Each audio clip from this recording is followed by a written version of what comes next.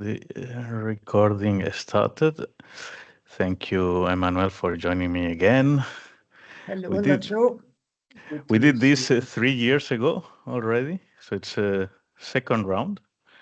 As usual, you are my best contributor to all the content that I'm putting out in different Probably a platforms. bad sign for one of us. Well, let's not try to figure out which one. And yeah, so I stopped doing this for a while because I found it like kind of an obligation. But then I said like actually it was fun, and then let's do some more. And now I will be drinking coffee instead of wine. That was what I did last time. But my You herbal too. tea. Thank you. Um, Emmanuel, I will try to keep it shorter than the last time. As you said that it's well, maybe not that interesting what we may have to say. Let's try to go straight to the point. We were discussing recently, and I found that interesting when there was this tragedy in Valencia that uh, that you could more or less, as you are doing some business on some trades that involve energy and keep it there, and that guys like you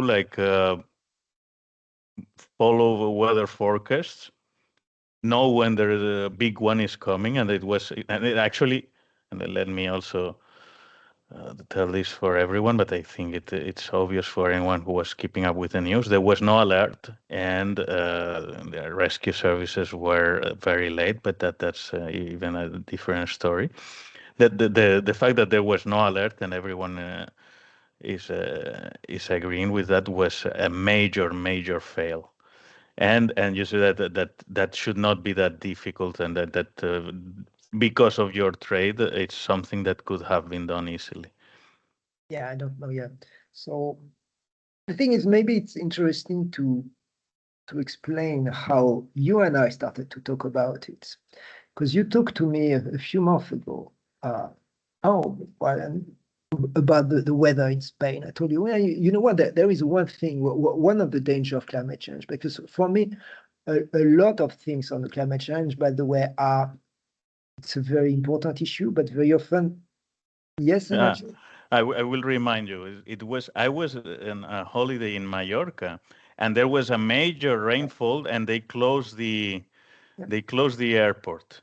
And you told me expect more of such events coming, which is like yeah. this was in August, and it's really like outstanding. Like I have been going to Mallorca like for 40 years, let's say, every summer almost. And like such kind of rainfall in August was kind of outstanding. And also, this summer, I think they were recording more than 30 degrees in the Mediterranean for the first time ever. And you told me like these events are not disconnected, and you should expect the more such events coming. And this was back in August. Yeah. So it's the important thing is it is the climate change is a very difficult issue because it's so politically charged. It's very difficult, I think, to have a kind of precisely callous view and kind of measured view. Because one person will tell you one day this is the most important issue mankind has ever faced, which by the way I don't think is the case. And well, anyway, if you listen to the news, every single danger is the biggest danger there is. Well, pick one if you want to rank them. But the thing is about what climate change is bringing. It's not about the causes, but the impacts. At the very least, what we have is the seas are getting warmer. The seas are getting warmer, so there's more evaporation. That's nearly one of the things. Because a lot of things on climate change, people say one thing that we read here and there that the amok, the circulation that you have, that's sometimes inappropriately called Gulf Stream. It's not exactly the same. Well, it's not the same. Um, the hammock will collapse, which will bring freezing weather in Europe. So because it's getting warmer, it's getting colder. Well, yeah, maybe, but it's a bit weird. So sometimes people will go on the side of not that much proven, at least, forgetting that a few things are quite proven by science. There is let's not use too many swear words, but you have the simple rule of Clausius-Clapeyron that says that for every single degree Celsius more in the atmosphere, you might expect 7% more moisture held in the air. Well, if you are 2 degrees, you can get 14%, and 14% is just enormous in case of precipitation, of unusual precipitation. It's the difference between a lot of damage or enormous damage, for instance. So then the other thing is I would not go as far as telling you that it could be foreseen precisely, but that there was a danger, that there is, by the way, lingering danger probably all across the Med. Those events, as we know, Valencia, there's a lot of history about floods in Valencia. It seems that it has been known for 2,000 years that Valencia is at risk. Now, what was brewing this summer is that the Med was particularly warm around Spain, so you would expect more evaporation. It's something that energy traders tend to follow a little bit, simply because it is quite important to understand how much precipitation, how much rain you will get in rain, because in Spain, because well, it will feed into the dams, the hydro dams, and then generate electricity. And then, well, if you have more wind, so at least it's something people pay attention to. And then I told, so would the public, just by easy available information, be able to say, oh, that will hit Valencia tomorrow? Most likely not, but you have heightened risk. And the other thing is, what was surprising is, yeah, there was no alert given. Everybody should know that there is a risk. It reminded me another very sad event that had been seen by most power traders in Europe, and with dramatic loss of life. That was the storm in 2010. So immediately I sent you the link, called Xintia, that hit Portugal, Spain, France especially. The thing is, 50 people died in France, and you would think that a lot of those deaths could have been avoided just by a simple alert. You had those dams facing the seawall that had been built 200 years earlier, Napoleonic times, and houses had been built behind it, but they tend to be below sea level at high tide. There was a big storm that had been seen. There was no mystery. That storm was coming. It was pretty big, called Xintia, and it destroyed the seawall and killed in one spot. Well, in total, it killed more than 50 people in France, and it killed 30 people in new buildings that had been placed there. Well, because there was nothing. What alerted me is that each time there was no alert. And then we discussed, but the thing is, why not alerting? Obviously, you don't want, and then you explain me that in Spain now they keep alerting on everything, because there's a balance. If you can start telling people, oh no, there's going to be a storm, and actually you, as the saying goes, well, that guy predicting the 10 of the last two crises, it's not kind of an alert. So you have to be a little bit more specific in those alerts. So it's okay to probably alert 2 or 3 times too many, but if you do that 100 times too many, nobody's going to listen. But I think that in some cases, the problem we have, at least in Europe and probably in many other places, in some buildings should not have been built exactly where they have been built, how they have been built. And the person who is responsible for having given those permits may have directly or indirectly profited from it. That could be the brother-in-law building the houses. So you have in the trial that there was in France, there was precisely a lot of suspicion. Nobody went actually to jail, I think, even though they were spared a tough sentencing. It seemed that in some cases, if you are a local authority, call it a mayor, you have sometimes an incentive at the very least to give those building permits so that part of your extended family can build those houses. Now you are in a situation where, well, the storm is coming. Will I tell the guys, oh, by the way, there's danger. you immediately acknowledge that you knew that there was a danger, that you've given an authorization that maybe you should not have given. So it could be human to just say, well, I'm playing dumb. I don't know. For me, there was no danger. And there is. So it's a form of plausible deniability to simply think, what? Well, the house was fine. There was nothing. So you plead some form of ignorance by simply putting the dust under the carpet. That is, I think, the danger of precisely in advance pleading incompetence. So we talked also about the notion of Hanlon razor. So I kept the exact definition. So it states that never attribute to malice that which is adequately explained by stupidity. And in France, it is a very famous quote because it is attributed to a former prime minister who's probably a decent prime minister, Michel Rocard. People say, oh, no, don't have that conspiracy theory. Usually people are stupid and incompetent. They are not malicious.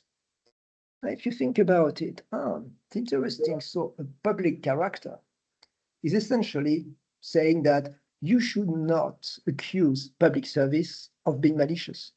Yeah, we understand that for you as well, you're covering your ass by saying that.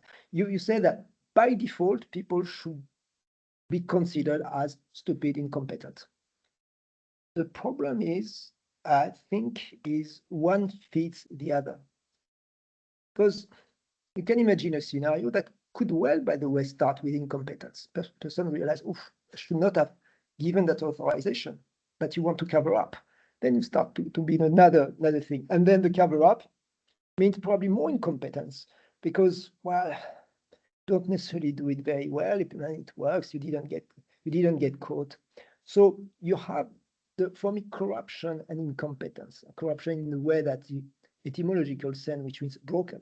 So something broken or something incompetent, they tend to go in tandem. And it is interesting to see how fast people reason just incompetence. Usually you don't go, to put it bluntly, you very rarely go to jail for being incompetent. You would go for being malicious. That is the thing. So it is easy. Then for me, the problem of alerts, and then you don't have in the people in charge of giving alerts, which usually would be in the public sector, but you can imagine that in many other places. They would have an interest to keep quiet. That's for me one of the thing that was at stake, and so that, by the way, goes against transparency, because transparency, you will expose more precisely incompetence or corruption, knowing that sometimes there's a gray zone, sometimes it's bad luck as well. Because I think in Valencia you have both. You have incompetence and you have things that you. But we have not even gotten there to the corruption part. We are just stuck in the incompetence part, and it's so obviously also. I I find your thoughts about the Hanlon razor very interesting. Yes, it's like the thing is that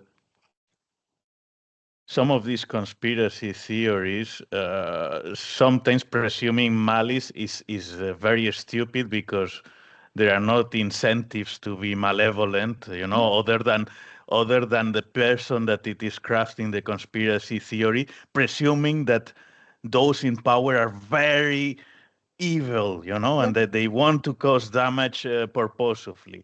Now, here, for instance, it's always it goes back to the banality of evil that was pointed out in the trials of some Nazi criminals. That Eichmann, Eichmann said the guy looked to be a normal person and became a monster. So sometimes you can have a spiral. And by the way, that's why it's so important to have some form of independence in the controls, a reshuffling of the controls. That's why usually in democracy it's quite sound that at the very least the guys in power do change. Otherwise, it's interesting to see that in countries where you've had the same party in power, usually you have a slide towards, well, crazier and crazier stuff.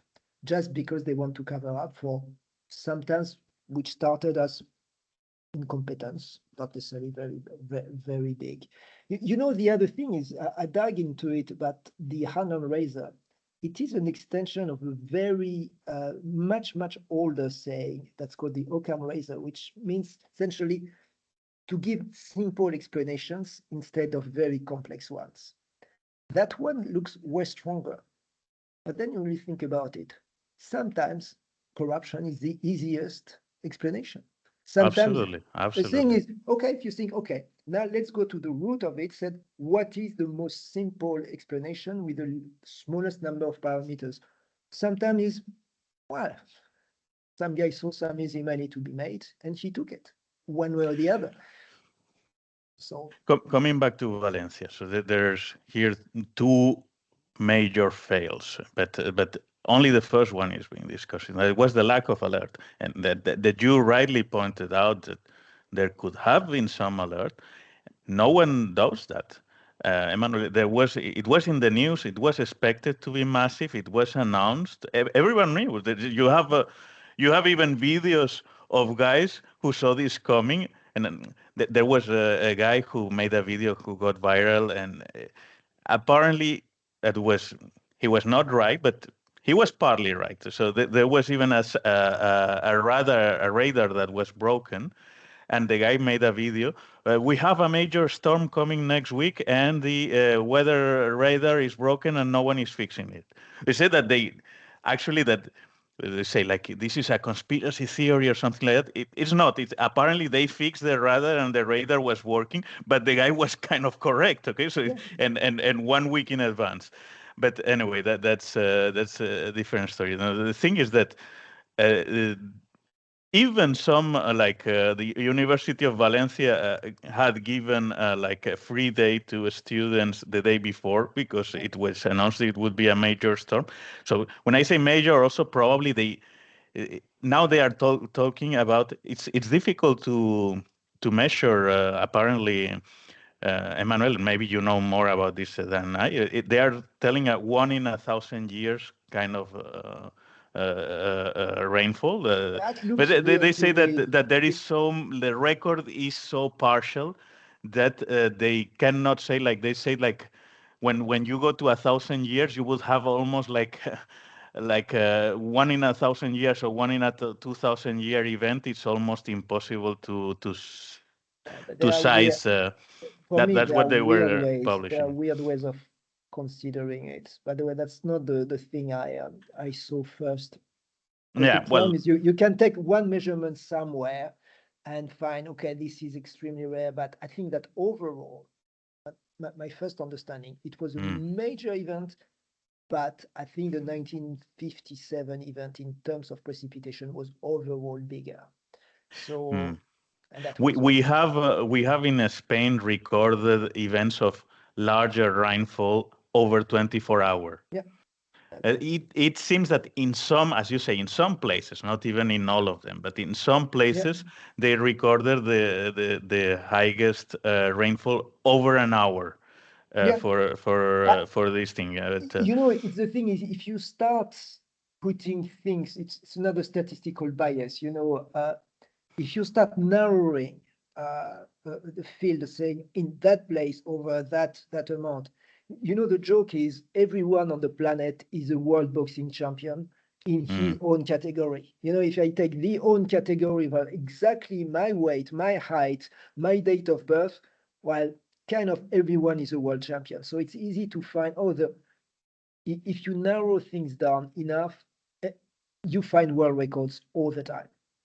Well, anyway, it's kind of impressive to me because again, this is kind of a rabbit hole that I was not especially interested. But now that the news cycle for the last 2 3 weeks is non-stop reporting about this, you No, managed to learn new things. it is important because not only obviously the dramatic loss of life, which is quite Hmm. large, uh, of people who, yeah, just by nature totally innocent, and but what it reveals about the way alert systems are made on things that are known. So I read that even the early stages of Muslim invasion of Spain, they recorded, so 50, well, 1400 years ago, they recorded massive floods in the Valencia region.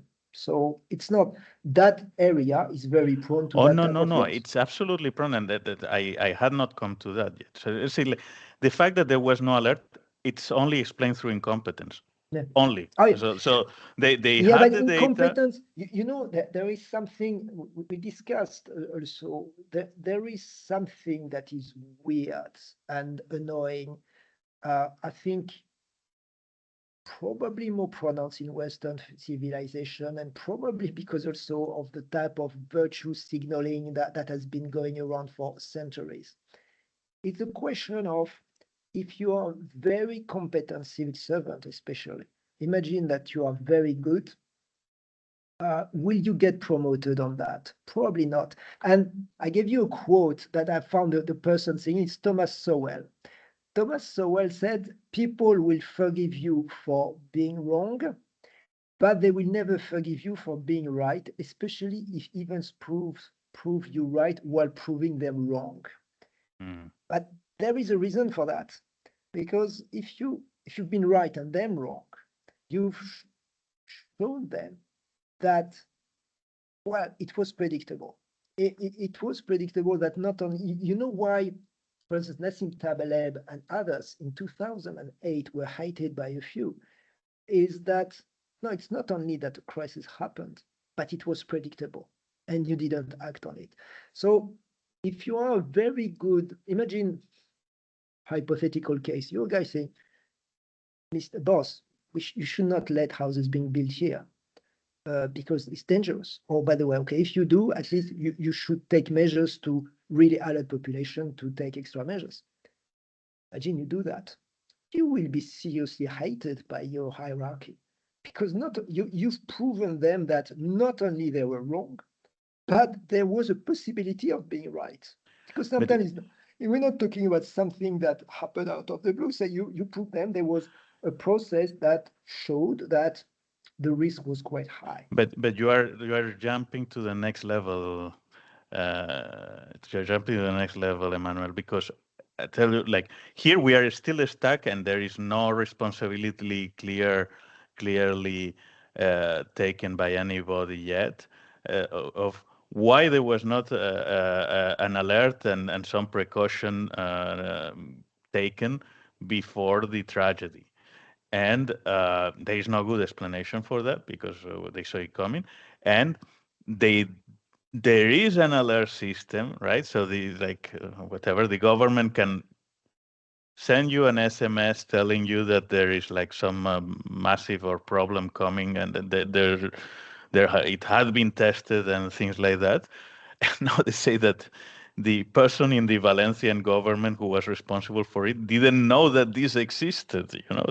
And as you were saying, in the playing dumb kind of strategy, I think it's probably just she didn't know that. Yeah, It's a lady. she So may not uh, have not known. no, but it's almost sure that they would not know that. I tell you also because she was in charge for the last 3 months or something like that. Okay, so it's like now, to give you a bit more insight, Valencia is governed by a pact between the right and the far right in Spain. Now the far right, they are more or less that they are paranoid now that they are going to get gobbled by the mainstream right, and they want to mark some difference that they are not the same thing. So they pulled out of the Valencian government, and apparently this was an area that they were in charge of until they pulled out of the government. So they had just to reshuffle positions when the far right pulled out of the government. And apparently, this lady was a helicopter there, and she had been there for 3 months. And it may be that she just didn't know that there was an alert system. That's what she explained The thing candidly on is, television, that I didn't know. Someone told me, and there were already dead people on the table. It was far too late, and then they lost their alert. And then in the 6 days that followed, they were giving alerts every single day. Now the other thing is it has been proven also that they have been incompetent more or less because there was another such event in Malaga this week, Yeah, and they just did all what it was not done. So basically, they told everyone to stay home. There were major floods, but people were not going to work or they were working yeah, remotely, etc. So mm, there were not that people, yeah. zero If you casualties. avoid But it was driving, probably not that massive, but it you avoid was driving, big if you enough. avoid to be in underground parking yards, usually the risk is quite limited. Mm. Still does exist. Uh, Yeah, I think we are moving to a situation where there will be probably too many alerts, but it's probably we will also get good at calibrating them, and people will be asked to stay home, and we will improve on that. But now this the second part to which you were going is that a lot of the flooded areas, people should not be living there, Yep. and for me this is kind of impressive to think, okay, because the kernel of the tragedy was near a place called Paiporta, and it's crossed by something that is not even a river. It's like called like a ravine, or in Spanish they also call it barranco, or what. There are several words to it, but it's like normally a river that is not carrying water. It only does when it rains heavily, as it was the case here. But now it's like the and there is also the dispute now because they are it's a very cringe-worthy thing that is happening, that they are blaming each other to who should have been given the alerts. They recorded that this ravine that is not even getting the category of a river, um, it's controlled if it had like a flow of 150 meter cubics per second. It went more than 10 times like that, which means that at the height of the tragedy, it was carrying like 3 times more water than the Ebro River, and the Ebro River is like the largest river in Spain, and that this small thing was carrying 3 times as much water as the Ebro River per second, only for Yes. an But hour or two. those things happen. They have happened for thousands of years. It's documented. Now, you would expect world records to be broken here and there, especially with global warming, which is a real Mm. thing. Uh, Yeah, no, so as you say, actually, this like all these areas that are populated south of Valencia. So it used to, I think I shared you a recording, but it used to be completely flooded in Roman times. And actually, through culture of rice and the fact that they have poured land over there, it's not flooded anymore. It's called the Albufera, and actually you have some experts that were saying like a lot of these areas also had very low population up until the 2000s. So in the like first years of the say, you remember the Spanish bubble, that the yeah, Spanish was building more than China and the US combined and things yeah, the like that, number. I think that the number of cranes, of building cranes, essentially the building cranes in the world were in Hong Kong, Middle East, and Spain. No, That's where no, no, all no. the It was Spain. It was more than all yeah, the other guys okay, combined at some point yeah. of time. It was like an absolutely crazy 5 years. You say up to 2008, when puff, it all vanished. In the end, a lot of that was constructed then. And that's when you say like about corruption, but we are still entangled. And I say the public conversation is still on why there was no alert. It has not gone level two. Is why were like 20,000 people living in Paiporta? There's where you like, and that conversation probably no one wants to have it. No Because one wants to have it. That's the thing. Uh, because, well, you would argue that most decision makers were involved one way or the other. That is the thing. Gave at the very least their blessing. it's now also it's you can there will be something done. Now, that's the other thing that I told you. For me, this is Nassim Taleb told us about the Bob Rubin trade, referring to Bob Rubin, who was, I think, as a regulator, and then he moved to Citibank or something like that, and he cashed in a lot of bonus by taking a lot of risk.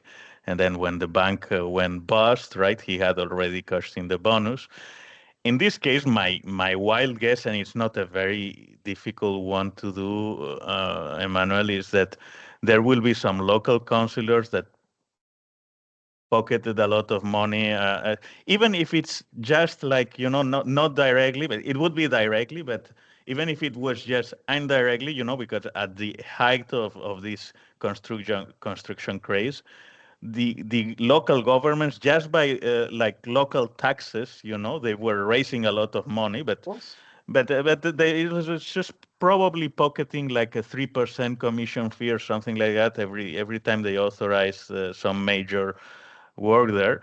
And now it's like that's another thing. There was some already in 2009, I think, some project to increase the capacity of this river to carry, like through some dams, etc., to carry up to 1,000 meter cubic per second flow of water safely, which they say it would have spared a lot of the drama, but not all. It was not done because they could not find 200 million to do that work. Now it's like we are already advanced a 10 billion package of help to repair the damages, and it will be probably 15 or 20 billion, something like that, all in all. Which yeah, I said, but that was also an interesting point that you raised, the fact that you can really disentangle what is correct risk assessment, corruption, and incompetence, and it's kind of they go together. It's like a mashup or some cover for the others, right? That was, I think, my major point. Are there other issues you wanted to to go through, or let's keep it short? Okay, well, let's see. I think we can keep it short. Yes, as you say. Let's try a shorter Yes. material. Let's say if that raises more interest. So thanks so much again, Allez, welcome. and have a great weekend. Allez, à plus tard, Nacho. Tu me tiens À au plus courant. tard. Allez.